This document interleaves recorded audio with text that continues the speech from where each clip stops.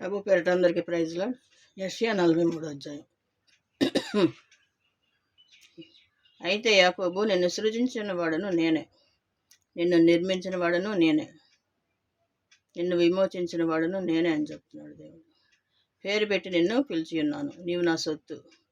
నదులలో బడి దాటినప్పుడు నీ మీద నీళ్లు పొర్లి పారబోవు, అగ్నిలో నడిచినప్పుడు నువ్వు కాలిపోవు. ఎన్నో వాగ్దానాలు ఇచ్చాడు యాకోబుకి. మనకు కూడా అవే వాగ్దానాలు.